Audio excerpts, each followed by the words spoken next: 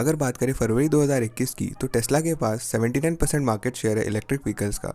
और इससे हमें ये चीज़ तो पता चलती है कि टेस्ला एक बहुत बड़ा खिलाड़ी है इलेक्ट्रिक व्हीकल्स के मामले में। बहुत सारे पुराने गाड़ी बनाने वाले जो टेस्ला कर रहे हैं उसको फॉलो कर रहे हैं, और ये उनकी ज़रूरत है क्योंकि उनकी चॉइस अब बची नहीं है कुछ। और इन सारे ऑटो मेकर्स में से एक सबसे आगे है, और जो कि काफ़ी ज़्यादा पैसे लगाने वाला है ये आने वाले कुछ ही सालों में इलेक्ट्रिक गाड़ियाँ बनाने के लिए, और उसका नाम आप जानते हैं, वो है फोर्ड। तो चलिए जानते हैं कि आगे चलकर कैसे टेस्ला को फोर्ड सबसे बड़ा चैलेंज देने वाला है।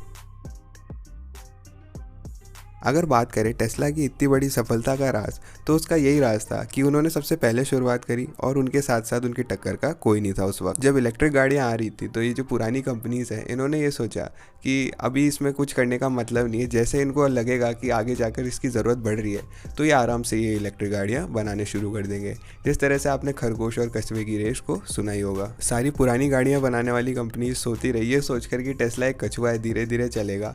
और इसी तरह से टोयोटा की तरह कुछ और कंपनीज ने तो मना ही कर दिया अपनी आंखें खोलने से कि खरगोश कभी लेट नहीं हो सकता और कछुआ कभी फिनिश लाइन तक पहुंच नहीं सकता। मगर इसी बीच टेस्ला काफ़ी आगे पहुंच चुका था उन सबसे। और जिस समय इन सारी कंपनीज को पता चला और उन्होंने शुरुआत कर दी, तब तक क्या हो गया था कि टेस्ला के पास काफ़ी अच्छा एडवांटेज आ चुका था, क्योंकि पुरानी कंपनियां तो अब ये सोच रही थी कि बैटरी टेक्नोलॉजी को कैसे सुधारा जाए, कैसे इलेक्ट्रिक गाड़ियाँ बनाई जाए। तब तक टेस्ला हज़ारों या लाखों गाड़ियाँ बेच भी चुका था। हालांकि फोर्ड उस लेवल तक नहीं पहुंचा था, मगर इलेक्ट्रिक गाड़ियाँ बनाने की जो रेस थी उसमें बाकियों से आगे था वो। और फोर्ड भी कोई कच्ची गोलियाँ नहीं खेल रहा था, क्योंकि जो उसकी सबसे ज़्यादा गाड़ियाँ बिकती है डीजल में, तो वो मस्टैंग और फोर्ड F-150 को इलेक्ट्रिक करने में लगा था। जहाँ पर फोर्ड की मस्टैंग की मैश ई, टेस्ला के मॉडल 3Y और फोर्ड का जो F-150 ट्रक था वो टेस्ला के साइबर ट्रक को कंपटीशन देने के लिए आया था। फोर्ड ने मैच ई की जो डिलीवरी है वो 2021 की पहले 3 महीनों में शुरू कर दी थी, और इन्हीं 3 महीनों के अंदर उन्होंने 6614 यूनिट्स बेच दी थी अपनी मैच ES की। और अगर टेस्ला को देखें तो टेस्ला ने अपने 3 महीनों में शुरुआत की सिर्फ 222 मॉडल बेचे थे मॉडल 3 के। और अगर बात करें ट्रक्स की, तो फोर्ड अपनी F-150 लाइटनिंग का जो इलेक्ट्रिक वर्जन है उसको जो अगली वसंत ऋतु तक बेचने का सोच रहा है। और टेस्ला भी इस साल के अंत तक अपने साइबर ट्रक की डिलीवरीज को शुरू करने वाला है। मगर जो अभी उसकी ऑस्टिन गीगा फैक्ट्री है उसका, जहाँ पे साइबर ट्रक्स बनने वाले हैं, उसका भी अभी तक बनने का काम पूरा नहीं हो पाया है। तो ऐसा हो सकता है 2000 की गर्मियों तक या उससे भी ज़्यादा लेट हो जाए जब हमें टेस्ला की तरफ से साइबर ट्रक लोगों को मिलते हुए दिखना शुरू हो जाए। लेकिन कैसे भी बात करें तो यही पता चलता है कि टेस्ला के पीछे फोर्ड है, मगर बहुत ज़्यादा पीछे भी नहीं है वो। अगर बात करें इलेक्ट्रिक पिकअप ट्रक को लॉन्च करने की, हम यहाँ पे टेस्ला को गलत दिखाने की कोशिश नहीं कर रहा हूँ, क्योंकि जो उन्होंने पहली बार जो गाड़ी बनाई थी जो थी मॉडल 3, उसी का बहुत ज़्यादा प्रोडक्शन करी थी उन्होंने, क्योंकि काफ़ी हिट गई थी। और इसी वजह से साइबर ट्रक को बनाने के लिए उन्हें एक नई फैक्ट्री खोलने की ज़रूरत पड़ी। और जब नई फैक्ट्री खोलते हैं तो जाहिर सी बात है कि आपको बहुत सारे डिलेज देखने को मिल जाते हैं। और ये सारी चीज़ें देखकर ऐसा लगता है कि फोर्ड को काफ़ी गुस्सा आ चुका है और अब वो ज़मीन छोड़ने को तैयार नहीं है, क्योंकि अब फोर्ड ना सिर्फ एक पुराना गाड़ी बनाने वाला है, साथ ही साथ वो बहुत ज़्यादा कंपटीशन भी दे रहा है। अगर बात करें कंपटीशन की, जो मैश ई की प्राइस है वो है $43,000, और साथ ही साथ जो मॉडल 3 की प्राइस है जो उसका कॉम्पिटिटर है उसकी प्राइस होगी $40,000। और जो मैश ई है वो अभी के लिए काफ़ी कम कीमत में मिल रही है, क्योंकि 7,500 का टैक्स क्रेडिट आपको मिल जाएगा सरकार की तरफ से।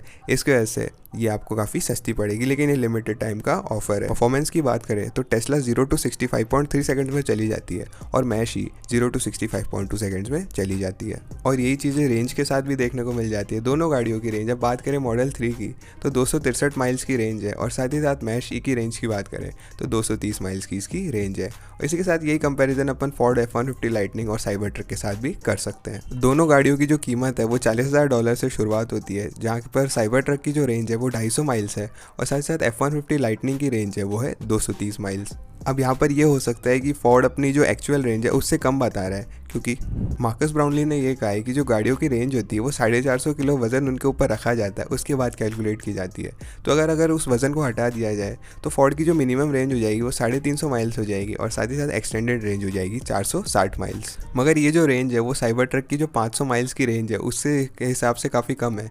मगर आपको ये चीज़ देखनी पड़ेगी कि आपको फिर भी काफ़ी ज़्यादा रेंज मिल रही है आपके जो आप पैसे दे रहे हो उसके हिसाब से, क्योंकि अगर फोर्ड आपको जो भी लोग इंसान पहले लेगा उसको $7,500 का टैक्स क्रेडिट मिल जाएगा। और यहाँ पर एक और चीज़ नोट करने वाली है कि F-150 लाइटनिंग के जो मॉडल है उसमें डुअल मोटर्स आपको देखने को मिलेगी फोर्ड की। अब ये बात अलग है कि फोर्ड की मोटर टेस्ला से थोड़ी कमज़ोर होगी, मगर ये बात है उसकी वजह से आपको ऑल व्हील ड्राइव उसमें मिल जाएगा। जैसा कि हम लोग यहाँ पे देख सकते हैं फोर्ड ने काफ़ी अच्छा काम किया है अपनी प्राइस और परफॉर्मेंस को टेस्ला के बराबर रखते हुए। और मुझे लगता है कि इलेक्ट्रिक गाड़ियाँ बनाने की इंडस्ट्री में अगर आपको जीतना है तो फोर्ड की तरह काफ़ी अच्छा काम करना पड़ेगा।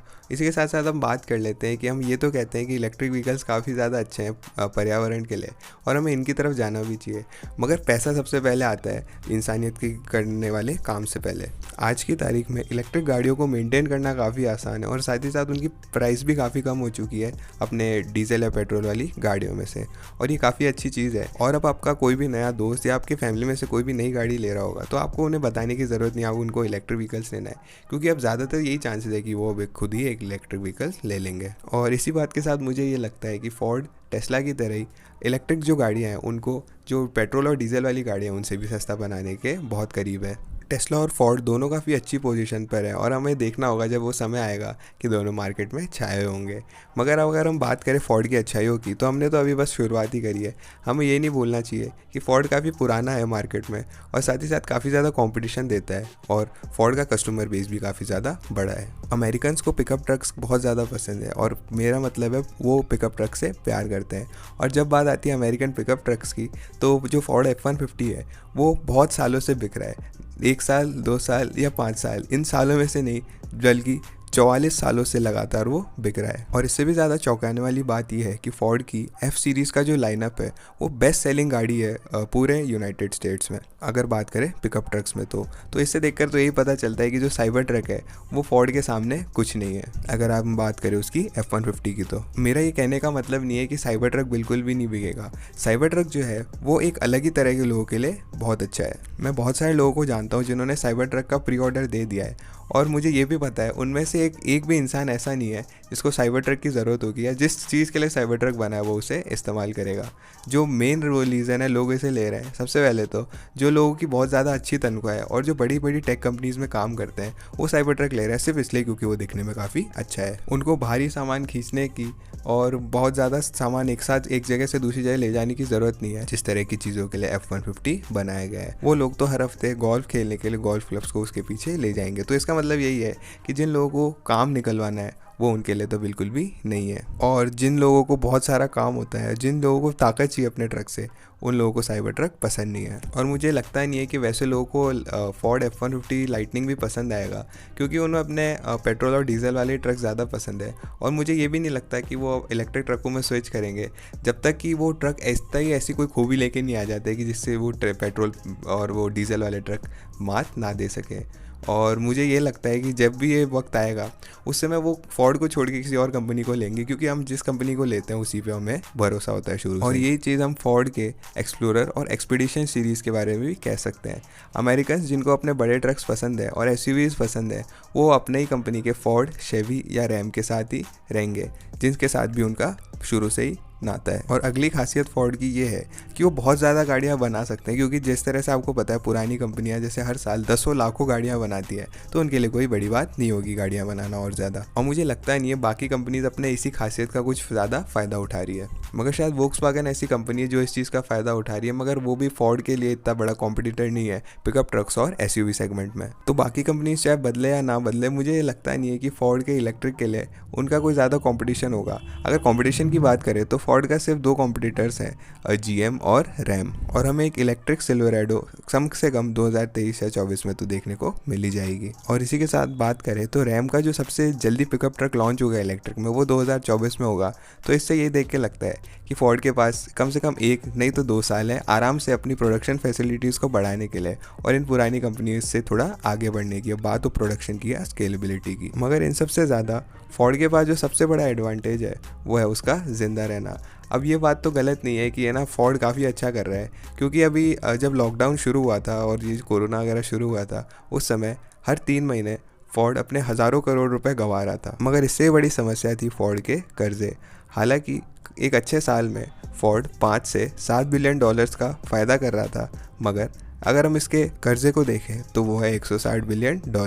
अमेरिकन गाड़ी बनाने वालों को देखें तो फोर्ड ही एक ऐसी कंपनी है, अगर टेस्ला को एक साइड रख दे, जो कि कभी भी दिवालिया नहीं हुई है। और जब से टेस्ला आई है उससे भी 100 साल पहले से फोर्ड है, तो ये बात भी काफ़ी अच्छी हो जाती है। फोर्ड ने काफ़ी सारी बुरी चीज़ें जैसे कि बैंकिंग पैनिक्स 1900 में जो आए थे, साथ ही साथ द ग्रेट डिप्रेशन और विश्व युद्ध, साथ ही साथ oil crisis, inflation crisis, rise of foreign automakers, the .com bubble, financial crisis और जो अभी हाल ही में पेंडेमिक आया है, वो सारे देखे हैं और साथ ही साथ इनमें सर्वाइव भी किया है। तो मुझे बहुत डाउट होता है कि जब लोग ये कहते हैं कि इलेक्ट्रिक व्हीकल जब आएंगे तब फोर्ड ख़त्म हो जाएगा। और जहाँ तक बात है फोर्ड के अधिकारी की, तो वो जो इलेक्ट्रिक व्हीकल्स का रेवोल्यूशन आ रहा है उसको एक चांदी का चम्मच समझते हैं। उनको ये लगता है कि इसकी वजह से वो अपनी सारी दिक्कतें दूर कर लेंगे। जहाँ पे बाकी पुरानी गाड़ियों की कंपनियां आराम आराम से इलेक्ट्रिक व्हीकल्स में आ रही है, फोर्ड ने वहीं पर कहा है कि 2025 तक वो $22 बिलियन ईवीज पर लगाने वाला है और साथ ही साथ 2023 तक $4 बिलियन लगाने वाला है। और अगर बात करें कैश रिजर्व की, तो फोर्ड के पास सिर्फ $30 बिलियन है कैश रिजर्व में।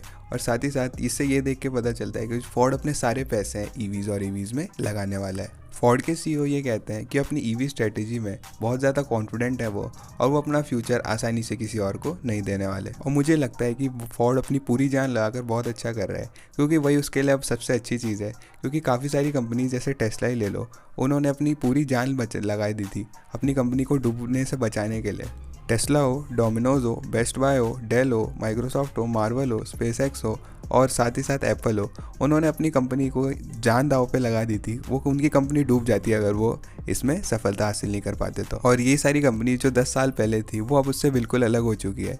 इसी तरह से 10 साल बाद आज जिस तरह से फोर्ड है वो बिल्कुल बदल जाएगा, और हम बिना किसी शक के ये कह सकते हैं कि वो टेस्ला को पीछे छोड़ देगा। हालांकि फोर्ड टेस्ला को ईवी, पिकअप और बाकी सारी चीज़ों में पीछे छोड़ दे, मगर मुझे ये यकीन नहीं है कि फोर्ड टेस्ला को एज अ कंपनी पीछे छोड़ देगा, क्योंकि टेस्ला की गाड़ियाँ बनाने के अलावा भी बहुत सारी चीज़ों में माहिरता हासिल है और वो काफ़ी बढ़ती रहेगी। मगर ये बात भी अगर छोड़ दें तो मुझे लगता है कि फोर्ड का फ्यूचर काफ़ी ज़्यादा ब्राइट होने वाला है। बहुत सारे इन्वेस्टर्स को ये चीज़ समझ में आई और उन्होंने फोर्ड के स्टॉक में 70% तक इन्वेस्ट कर दिया इस साल की शुरुआत तक। मगर इस बात के साथ साथ देखा जाए तो फोर्ड की वैल्यू $59.6 बिलियन है और साथ ही साथ पीई रेशियो भी जस्ट 14.83 है।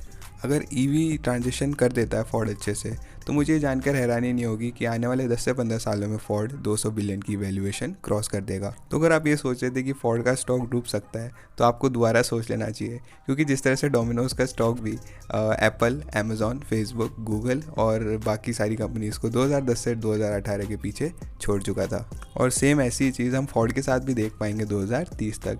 क्या आपको लगता है फोर्ड वापस से ऐसा कमबैक कर पाएगा जिससे वो स्टॉप पे चला जाए? नीचे कमेंट करके ज़रूर बताना, और अगर एक लाइक भी करना है इस वीडियो को अगर आपको लगता है कि फोर्ड का जो नाम है उसे हम कम आंकते हैं।